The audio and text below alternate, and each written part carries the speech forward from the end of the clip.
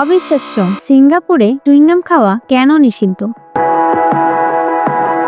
ভাবুন তো, আপনি রাস্তায় হাঁটছেন আর মুখে একটা ছোট্ট চুইংগাম চিবাচ্ছেন, হঠাৎ পুলিশ এসে জরিমানা করে দিল।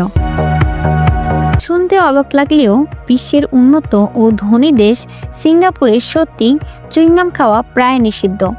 কিন্তু কেন এমন অদ্ভুত আইন? একটা ছোট্ট চুইংগাম এত বড় অপরাধ কিভাবে হলো? আজ জানবো সেই অবাক করা সত্য।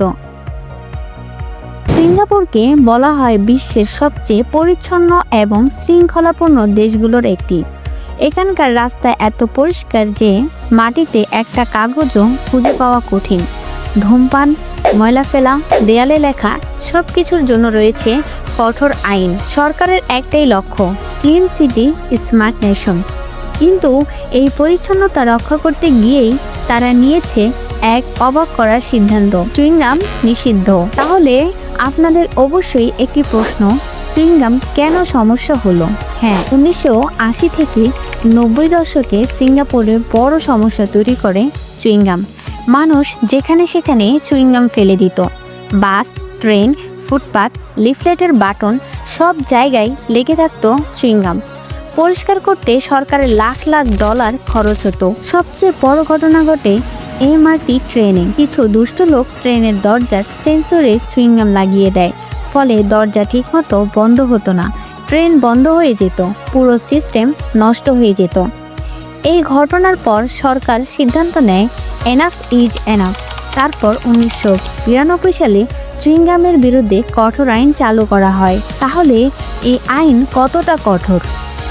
হ্যাঁ, এই আইনে শুধু চুইংগাম ফেলা নয়, চুইংগাম বিক্রি, আমদানি এবং পাবলিক প্লেসে চিবানো সবই নিষিদ্ধ করা হয়। আপনি যদি বাইরে চুইংগাম ফেলেন, 100 থেকে 500 ডলার পর্যন্ত জরিমানা, বারবার করলে আরও বড় শাস্তি, এমনকি কমিউনিটি সার্ভিসও করতে হতে পারে। মানে রাস্তায় পরিষ্কার করার কাজ পর্যন্ত করতে হতে পারে।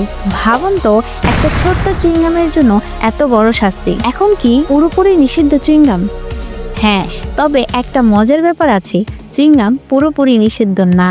2004 সাল থেকে মেডিকেল বা ডেন্টাল চুইংগাম যেমন লিকোনিক, গাম ফার্মেসি থেকে পাওয়া যায়। কিন্তু সাধারণ মজার জন্য চিবানোর গাম এখন দোকানে পাওয়া যায় না। আর বাসার ভেতরে খেলে সমস্যা নেই, সমস্যা শুধু পাবলিক প্লেসে। তাহলে ফলাফল কি হলো? এই কঠোর আইনের ফল কি জানেন? আজ সিঙ্গাপুর পৃথিবীর সবচেয়ে পরিষ্কার শহরগুলোর একটি। রাস্তা ঝকঝক, ট্রেন পরিষ্কার, কোথাও ময়লা নেই। অনেকে বলে এই কঠোর আইন না হলে সিঙ্গাপুর এত সুন্দর হতো না।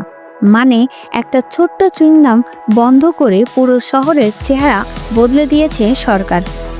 তাহলে বুঝতেই পারছেন, সিঙ্গাপুরে গেলে ভুলেও চুইংগাম মুখে দেবেন না, না হলে ভ্রমণ মজার বদলে জরিমানায় শেষ হতে পারে। বিশ্বের আরও এমন অদ্ভুত আইন আর অবাক করা তথ্য জানতে চাইলে এখনই আমাদের চ্যানেলটি সাবস্ক্রাইব করুন আর ভিডিওটি শেয়ার করুন বন্ধুদের সাথে। ধন্যবাদ।